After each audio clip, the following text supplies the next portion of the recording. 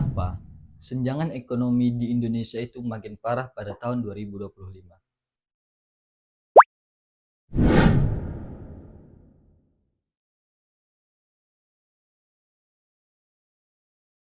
Kalian sadar nggak? Di tahun 2025 ini, gedung-gedung di Jakarta itu semakin tinggi. Tapi kenapa di saat yang sama, banyak orang yang di sekitar kita itu semakin susah buat sekedar bayar kontrakan, bahkan buat makan. Ini bukan cuma soal nasib, tapi soal kesenjangan ekonomi yang semakin ekstrim. Jadi, hari ini kita akan bedah satu masalah besar, bagaimana kemudahan akses uang digital lewat pinjol itu justru akan menjadi bahan bakar yang sangat memperlebar jurang si kaya dan si miskin. Kenapa? Karena inklusi keuangan kita itu tinggi, tapi literasi keuangan kita itu rendah. Halo semuanya, saya Muhammad Imron Rosadi, NIM 090.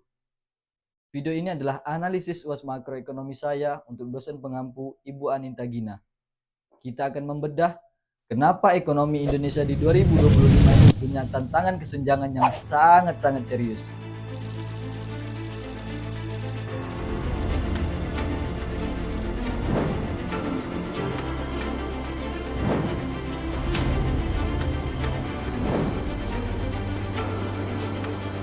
Jadi saya sepakat dengan Mas Bima bahwa akar masalahnya adalah kesenjangan ekonomi. Meski tingkat kemiskinan menurun, ketimpangan antara penduduk kaya dan miskin justru meningkat.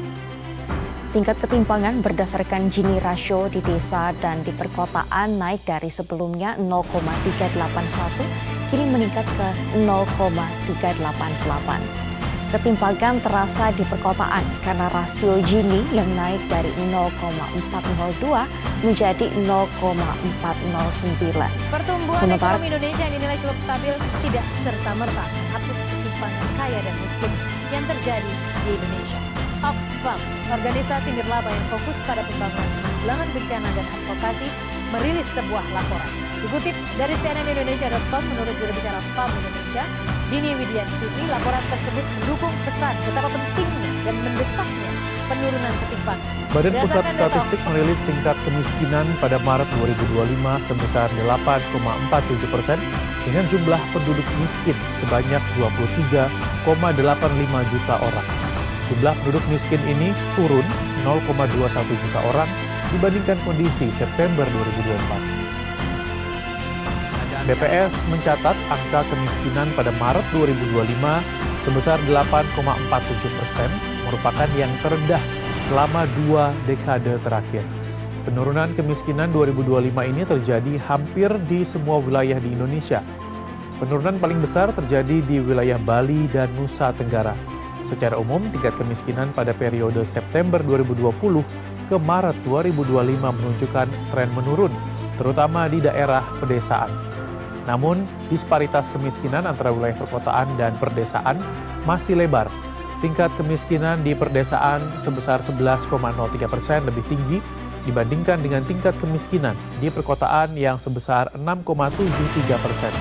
Namun kemiskinan di perkotaan mengalami kenaikan selama periode September 2024 hingga Maret 2025.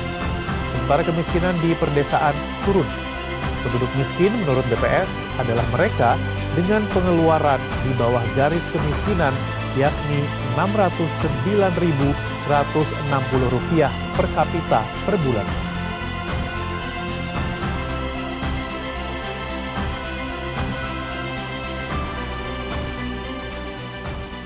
Dan tadi, berdasarkan berita yang tadi telah kita lihat, data menunjukkan indeks Gini kita tidak banyak bergerak.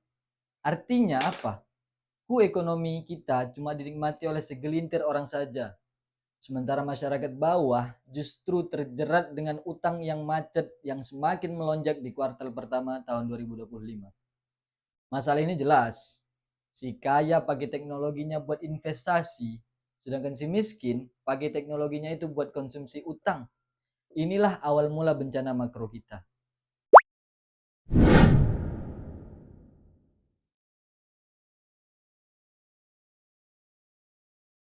Secara makro, ekonomi yang sehat itu harusnya melakukan redistribusi kekayaan dari atas ke bawah.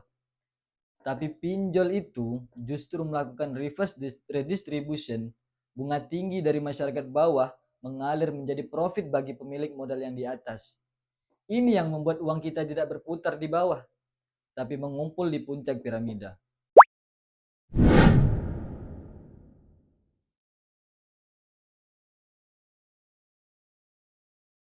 Menurut opini saya, pemerintah itu terlalu fokus pada angka inklusi.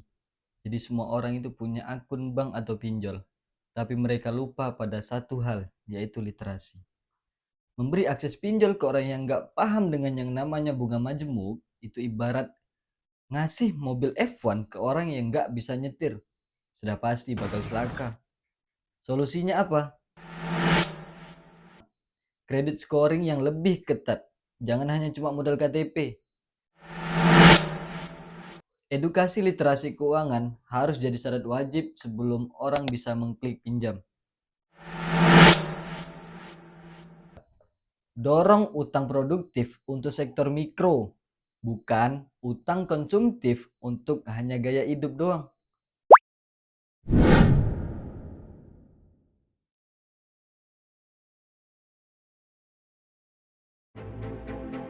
Setelah mengerjakan tugas ini, saya sadar kenapa belajar makroekonomi itu sangat penting.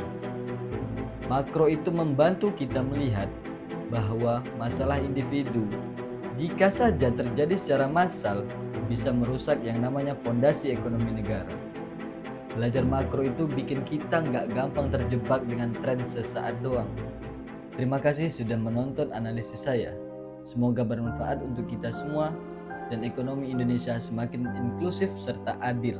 Saya, Imron Rosadi, pamit undur diri. Terima kasih.